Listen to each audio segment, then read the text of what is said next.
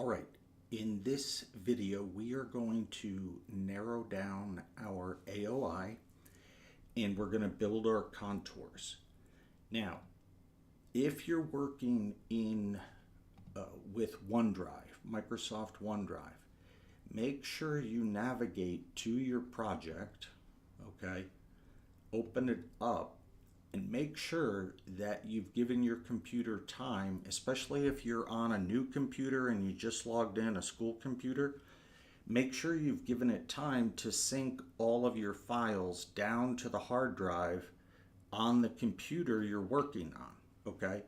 So if these icons aren't green like this, especially if they're like little clouds or something, your project is not going to be able to access your data, okay? The data is safe in the cloud, but it needs to be downloaded to your computer for the software to work with it, okay? So just make sure you have green lights and then you can double click on this. Okay, so here is the entire country of Panama. Okay, and I have my projection set correctly. All my DEMs have been mosaic together.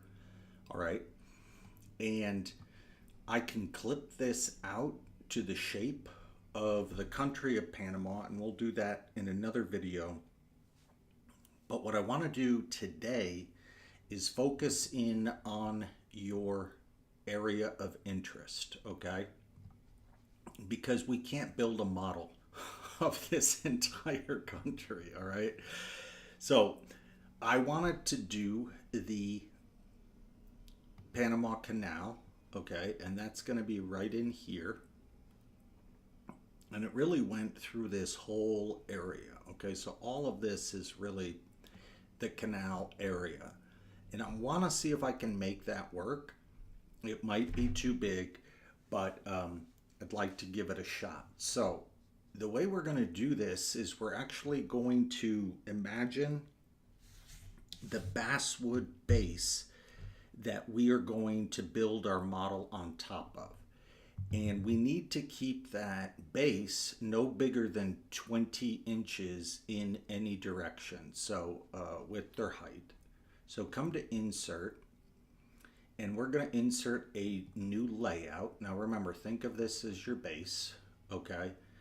And I'll go with this 12 by 18.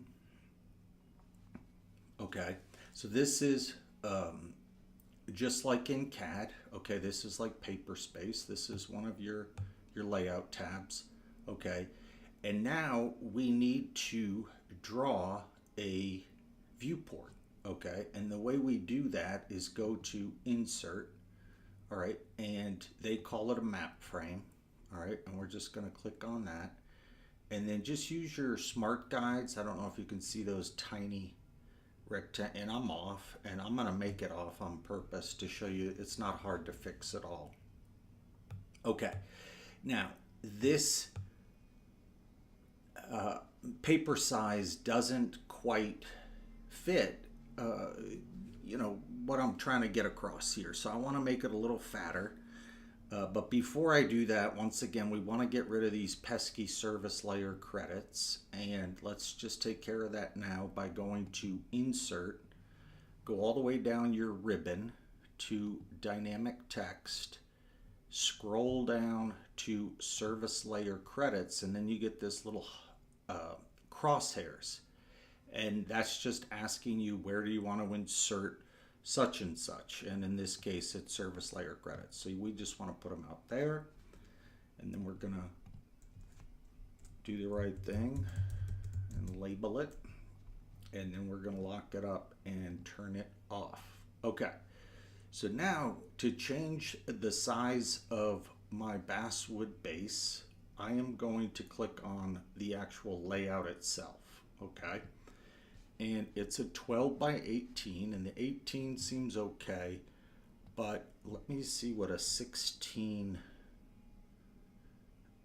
I think actually the width should be 18, and the height should be maybe 16. Okay, and then we'll just put that in landscape. Oh, jeez. Okay, so that's landscape, I guess, the width. All right, so let's click OK.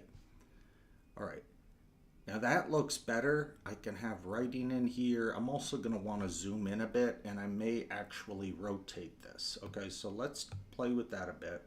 First, let's get our frame, map frame, situated perfectly on the paper. So click on map frame.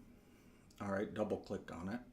And you get this element tab, and this time the element is our map frame. So let's come all the way over to placement. And this is just a great way to work in general with software. You can just tab and it'll take you down. Okay, and then 0, 0, because this 0, 0 indicates that that's the position of the X and Y for you. So now it's perfectly locked in place. Okay, now let's come over here. It's giving it a stroke that might get in the way. Let's take that off. Okay, now here's the biggie. This is the display options.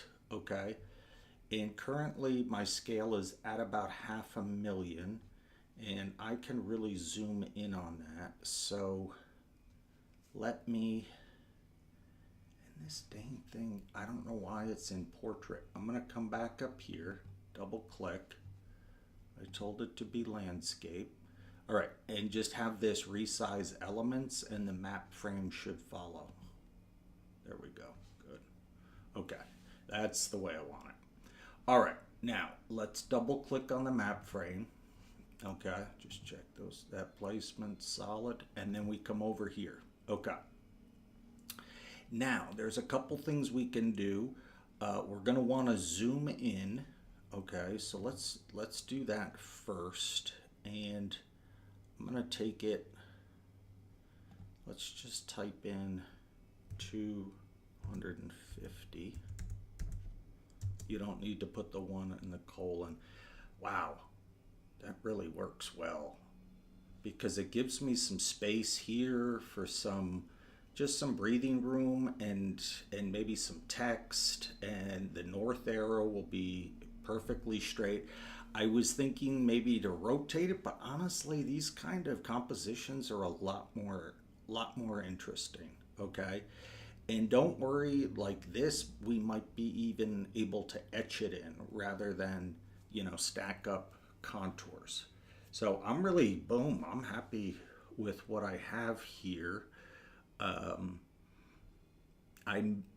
just gonna try this one for now. Okay, so I'm gonna lock this in place, fix center and scale. I'm gonna do a Control S.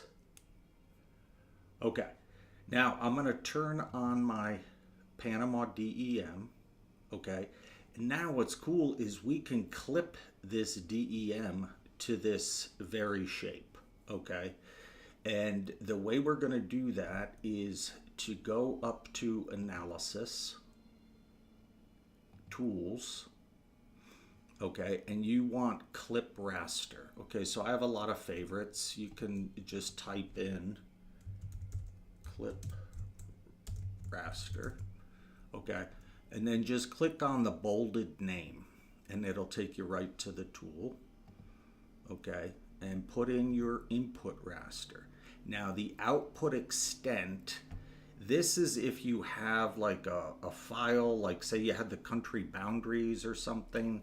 We don't have that, but what we have is we have the current display extent. And see, when I clicked on that, boom, all of these coordinate numbers changed. Okay, and those are the geo coordinates for each corner of the map. All right, and we're just gonna let it just do its thing, but I want the output raster data set to go in our elevation folder. Okay, so you can come up to project and double click on your folders. Okay, and under elevation, watch what happens down here. Okay, nothing. So what you're gonna have to what we're gonna have to do here is name the raster, and at the same time we're gonna tell it where it's going. Okay, so we're gonna call it Panama. Let's just call it clip, and then it's gonna be a .tif. Okay, so click save. All right. And then we want to maintain the clipping extent, because sometimes you'll get some wonky borders based on cell size and everything like that. Okay, now come over to environments.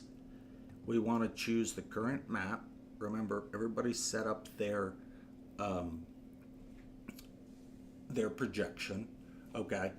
And then I'm using my own computer, so I'm just going to put in 100% for the processing power, okay? And then you can just hit run. Okay, boom.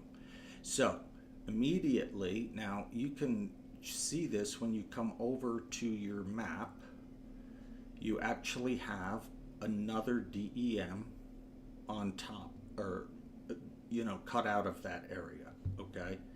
And it's really, if we run, let's click on this. It gives us the new elevation high and low, which is great. But if we click on that and go to raster layer and run our dynamic range, see, now it's pulling the light, the whitest white and the darkest black only into this region. Okay, so it's just a lot more dramatic. All right, and the stretch type up here, we want the minimum and the maximum. Okay, all right, now let's turn off our big guy. Okay, let's do a Control S. Okay, now here's where we're going to make our contours, and we have a lot of detail. Even though it's a 30 meter per pixel DEM, it's still a lot of detail. So we're going to want to softly blur out some of that hard detail. And where else would you find a blur tool in GIS except go to analysis, the end of the ribbon, go to raster functions, and then go down to statistical. I mean, I don't know how people, it's not intuitive at all, okay? So come to statistics, all right, and choose this Panama, well, your clipped DEM, leave that at mean, and make this a 9, and then tab to 9, okay? And then just create a new layer. And what's nice here is you're not making a new file, okay? You're just, it's almost like you're adding like a Gaussian blur in Photoshop to an existing layer. Okay, now a recent trick I just found out, because a lot of times if you run the contours with just this, you're gonna have these jagged kind of squared off edges. So what I learned was click on statistics again and blur the blur. Okay, don't ask me how that works, but it does the trick, okay? Leave these at 3 and create your new layer. Okay, so far so good. Now let's turn off these fellas. Okay, so we're doing good. Little Control S. Now, let's build our contours. So we're going to go up to Analysis, Tools, and we're going to type in contour. Okay, and this spatial analyst is fine. Just click on the bold type. Now, for the input raster, make sure you choose the double S, okay, because, that's obviously why we did it. Now, for your output feature class, just leave this alone because we're going to do one more operation. Now, the contour interval. This is where we need to think a bit, okay? So I have 1,010 meters of elevation change, okay? Obviously, I don't want 1 meter contours because that would mean I would have over 1,000 pieces of wood that I would have to glue together.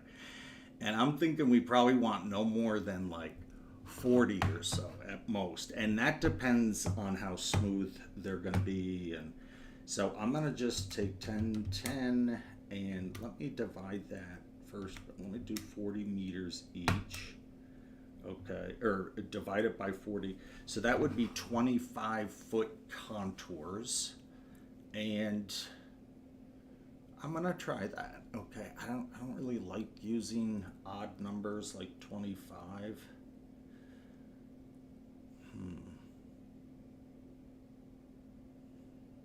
Let me see. Okay, I'm gonna do 20 meters. Okay, now all of this needs to stay the same. Okay, if in the future you want to make meters into contours, here's a quick way to do that. I always just click on this, and 1 meter equals 3.2808 feet. So you would just copy that, and your Z factor would be that, and then all of your new contours would be in feet. But that is not what we're going to do. Okay, so let's do for contour type, we want the shell up. Okay, and this is important because if you let this fly, sometimes you're going to get over 1 million vertices per contour, and we just don't need that. Okay, so I'm going to type in 100, 1, 2, 3, 100,000. That's even more than enough, but I've gone lower than that, and then it says can't do it. So that's just the way she rolls. Okay, output coordinate system, current map. Everything is good. Let's hit run. Okay, that did not take me long at all. Now I have a lot of contours. Okay, so let me. Okay, so I'm afraid I might have too many, but maybe not. I need to take a look at these. And if I zoom in, I'm seeing some really nice curvy contours. And I'm liking that. I don't want to have too few. But let's come up here, scroll up to the top of your contour layer. Let's close it up. And right click on it and go to symbology. Okay? Now, remember in GIS, there's a lot of different ways you can symbolize your data, okay? And this is doing unique values. These little icons are super helpful. So every feature, like you see down here, gets a value from this gradient. And that's why I had you do the gradient with the Google Arts project, which I know a lot of you may have been scratching your head about that, but there's a method to it, and this is part of where that will come into play. Okay, but right now we want to review our data in a very simple way, so we're going to choose single symbol. Okay, we're going to click on that symbol, come up to properties, and we are going to choose no color for the fill. Okay, and then for the outline width, let's just do a 0.35. All right, and I must have, yeah, I got this on. That actually looks kind of cool. Let me turn all my layers off, and now I got to bump this gray. Let's make that a bit darker. Okay, so the curviness, all of this looks good. Okay, however, I just plain have to, well, I say that, and see, here's the thing. You know, there's the Panama Canal, and that's all water, okay? So I think there's different ways we're going to do this, and everybody's going to have to judge for themselves what's going to work best for them. But let me finish off this process with you, and then I may go back and change my 20 meter to 30 meter, which in fact, I'm going to do that now, but I'm going to hit pause. Okay. Actually, let me show you how you do that in case, I mean, it's the same process. I just want to go over it in case I really want you to tweak this part so that you get the contours the way you want. Okay. So you have your clipped DEM, statistics.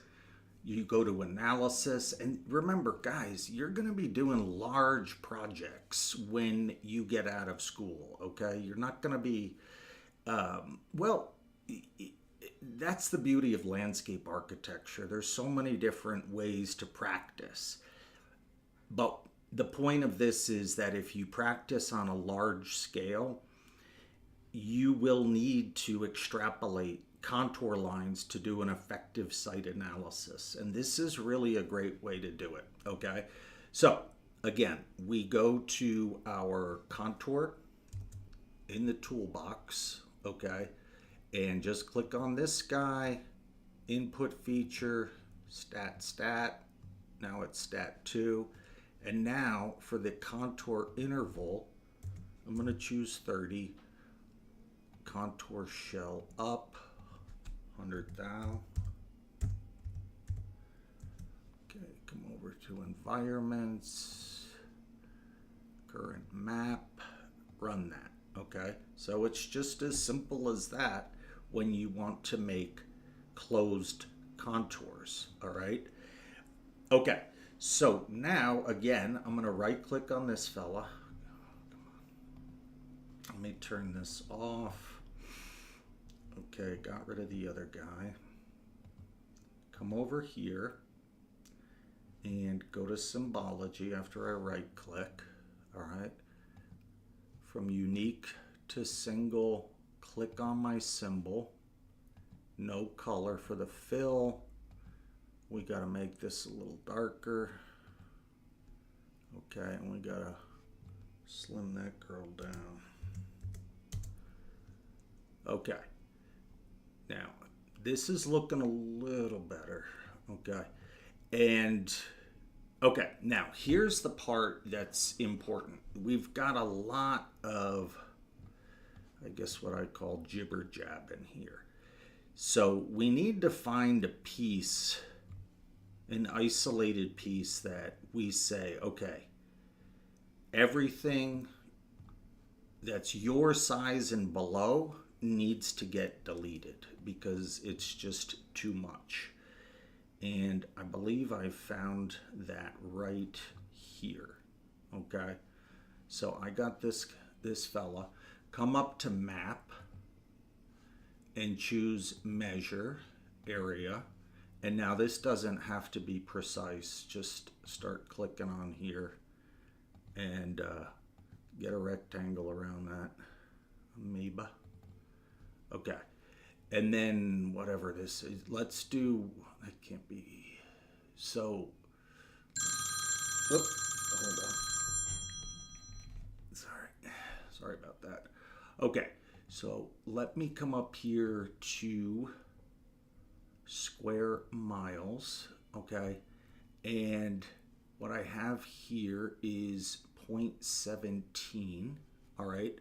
So everything, I'm just going to say 0.25. Every shape that's a quarter of a square mile and smaller in area will be deleted. Okay. So we can close out of here, come up to analysis, go to tools. Okay. And now you're going to type in eliminate. And there it is right away. Eliminate polygon part. Okay. And if you're working on your own machine or something you use all the time, just add to project favorites or my favorites. Okay. It's helpful because I don't always remember the names of some of these tools. Okay. So for the input feature, your contours, okay, just let it do that. And area is what they're going to measure. And I set a 0.25. And instead of square meters, we're going to just choose square US survey miles. Okay, and then uncheck this. This is important. And once again, in environments, let's just nail down our coordinate system and hit run. All right, then boom. Now, uncheck the bottom contour and you see a lot of that jib has been taken out of the jab. Okay, see how much? That's nice. Okay, so, and I think what I may have to do is bump it up to 40. But what I want you to do for this class that you'll turn in to Blackboard is head over to Layout, okay? And this is actually really cool looking as it is. And then let's do a Control S, okay? And let's get rid of this stuff. We really don't need any of this right now. So right click, remove, okay? And right click on this. Well, before we do that, let's go to Catalog, okay? And we're gonna go to the portal and we're gonna click on Living Atlas, okay? And choose Paper Cut. And then right click on this guy and choose Add Style. And if it says, do you want to overwrite existing style, choose yes. And then what's weird is you need to right click if it says that and add style. That's what you want to see. You want to see the downloading and then this upgrade style, okay? And just hit yes. Most of you will get that on the first go round. All right, now right click on your layer, symbology. Okay, now we can't do paper cut as a single symbol. We need to do it as graduated colors. Okay, all of this is fine. Leave it at natural breaks. George Jenks was a mathematician. I'm not going to get into that now. This video is going long. But choose the maximum number of the breaks. Okay, so now click on More, all right, and go to Format All Symbols, okay, and come up here to Gallery, and you should have your paper cut symbol in there, okay? And then just depending upon your computer, this probably takes a pretty good graphics card, but it should start coming in for you, all right?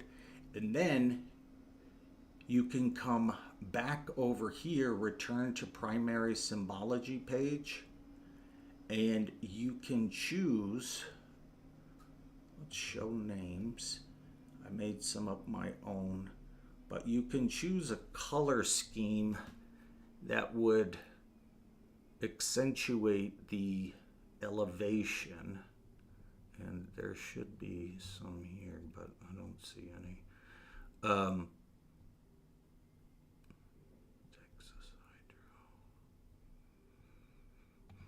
Let me try this one. But what you can do is just play around, see that, and if it's getting darker on the way, it should get lighter on the way up, okay? And this is also where you can create your color gradient and everything. But what I want you to do is just pick one. You can mess around with it by format color scheme. You could even create your color scheme now based on your hex values, okay? But what you want, here, that's what I needed, was show all. And their presets aren't the best, okay? But let me, where was that? Okay, I know you guys need to get out of here.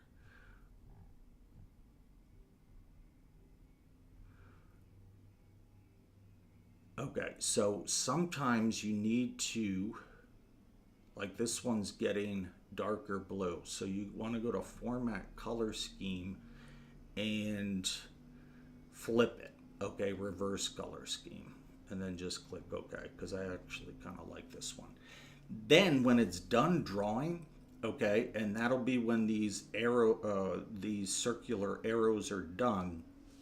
For now, all I want you to do in order to upload this to Blackboard is click share, okay, and capture.